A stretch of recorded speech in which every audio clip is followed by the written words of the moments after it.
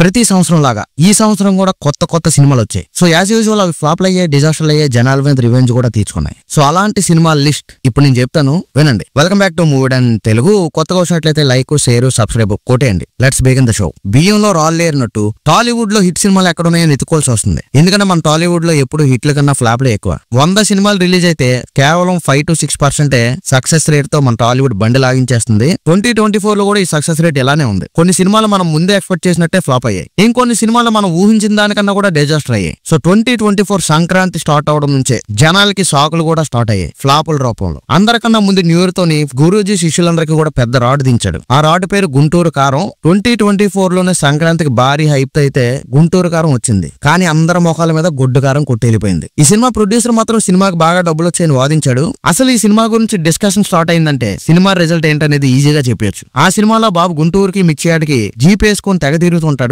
Diesel డబ్బులైనా వచ్చేయలేదు, నాకు డౌటే. Next అదే టైంలో వచ్చిన వెంకీ మామ సైందో మూవీ కూడా ఎలాంటి డిస్కషన్ లేకుండానే డిజాస్టర్ అయిపోయింది. సో సంక్రాంతి పండగ కూడా వెంకీ మామను కాపాడలేకపోయింది. అందులోని ఇది వెంకీ మామ 75th ఫిల్మ్, అంటే మైల్ స్టోన్ ఫిల్మ్. కాకపోతే సినిమా డిజాస్టర్ అవడం వల్ల దగ్గుపాటి ఫ్యాన్స్ ఇంకొంచెం ఎక్కువే ఫీల్ అయ్యారు. మూవీలో ఫైట్స్ అయితే బాగుంటాయి, but production value and routine story సినిమాని చంపేసాయి. సో అలా సంక్రాంతి నుంచే ఫ్లాప్లు అయితే స్టార్ట్ అయ్యాయి. అక్కడ నుంచి మినిమం గ్యాప్ లో అయితే డిజాస్టర్లు, లేకపోతే ఫ్లాప్లు. అది దా మ్యాటర్. నెక్స్ట్ రవితేజ గారి ఏగల మూవీ టాలీవుడ్ ని షేక్ చేసింది. షేక్ చేయడం అంటే సినిమా హిట్ అవడం వల్ల టాలీవుడ్ ఏమీ షేక్ అవ్వలేదు. టాలీవుడ్ షేక్ అంత భారీ నష్టాలు ఈ సినిమాకి వచ్చాయని చెప్తున్నా. సినిమా అయితే భారీ బడ్జెట్ తో తీశారు, బట్ సినిమా అయితే గట్టిగా వారం రోజులు కూడా థియేటర్ లో నిలబడలేదు. అలాగని చెప్పి రవితేజ గారి దండయాత్ర ఏగలతోనే ఆపేయలేదు. ఏగలను మర్చిపోయే రేంజ్ లో మిస్టర్ బచ్చన్ అనే సినిమా ఒకటి తీశారు. సో బచ్చన్ కూడా డిజాస్టర్ అయింది. టాలీవుడ్ లో బిగ్గెస్ట్ డిజాస్టర్ గా ఈ మిస్టర్ బచ్చన్ పేరు కూడా రికార్డులోకి ఎక్కిసింది అనమాట. అట్లా ఉంటది మన హరీష్ శంకర్ అంటే. విచిత్రం ఏంటంటే ఈ సినిమాకి సక్సెస్ మీట్ కూడా హరీష్ శంకర్ గారు పెట్టారు.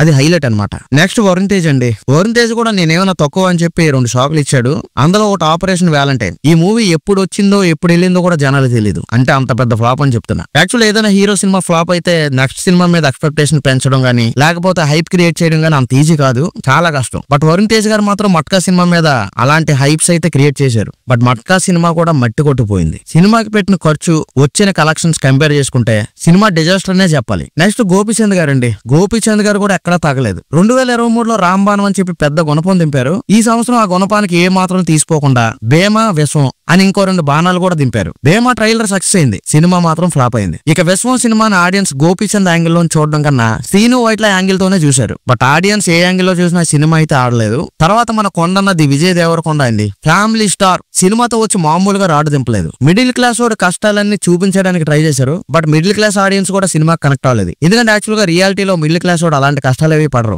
ఎగ్జాంపుల్ కి 24 రూపాయలు పెట్టి పెట్రోల్ కొట్టించడం, జస్ట్ 3 చుక్కలు పెట్టి అట్లేసేయడం. సో రియాలిటీలో మిడిల్ క్లాస్ వాడు ఎవడు కూడా మరి అంత దారుణమైన కష్టాలు చూడరు. సో కొంచెం అతి చేశారని చెప్పాలి. ఇంకా ఫ్యామిలీ స్టార్ సెకండ్ హాఫ్ నైతే లాగ్ చేసి ల్యాగ్ ప్రో మ్యాక్స్ చేశారు. అండ్ సినిమాలో విజయ్ దేవరకొండ యాక్టింగ్ కూడా ఆర్టిఫిషియల్ గా ఉంటది, అస్సలు సెట్ అవ్వలేదు. సో పరశురామ్ గారు గీత గోవిందం అయితే బాగుంటది, బట్ ఈ సినిమాతో డైరెక్టర్ లో పస్ తగ్గిందని అయితే ఫీలింగ్ వచ్చింది. నెక్స్ట్ మాస్ కథాస్ విశ్వక్సేన్ అండి. విశ్వక్సేన్ కూడా తక్కువేం తినలేదు, ఒక 2 ఫ్లాప్లు అయితే ఇచ్చారు. అందులో ఒకటి మెకానిక్ రాకి, రెండోది గ్యాంగ్స్ ఆఫ్ గోదావరి. సో 2 సినిమాలు కూడా గోదావరిలో కొట్టుకుపోయానే చెప్పాలి. ఇక మన రామ్ పోతినేని డబుల్ స్మార్ట్ అని వచ్చారు. సినిమా అయితే డబుల్ డిజాస్టర్ అయింది. హీరో రామ్ కి, డైరెక్టర్ పూరి జగన్నాథ్ కి, ప్రొడ్యూసర్ చార్మి కౌర్ కి, వీళ్ళందరికీ కూడా సినిమా జాయింట్ గా ఫ్లాప్ ఇచ్చింది. ఇంకా మన అల్లరి నరేష్ గారు అవొకటి అడక్కు బచ్చల మళ్ళీ, ఇవి ఫ్లాప్లే. సుధీర్ బాబు గారు హరోం హరా, మా నాన్న సూపర్ హీరో, ఇవి ఫ్లాప్లే. శ్రీ విష్ణు ఓం భీమ్ బుష్ అయిపోయింది. రాజ్ తరుణ్ అయితే ఏకంగా హ్యాట్రిక్ ఫ్లాప్స్ ఇచ్చాడు. ఇంక ఇవే కాదులేండి, ఇలాంటి సినిమాలు చాలా ఉన్నాయి. యాత్ర 2, ప్రతినిధి 2, భజే వాయువేగం, శర్వానంద్ మనమే, ప్రియదర్శి డార్లింగ్, ఇవన్నీ కూడా జనాల మీద రివెంజ్ బాగానే తీసుకున్నాయి. సో అదండి 2024 లో వచ్చిన రివెంజ్ సినిమాలు. మీకు గనుక వీడియో నచ్చితే లైక్ చేసి మన ఛానల్ ని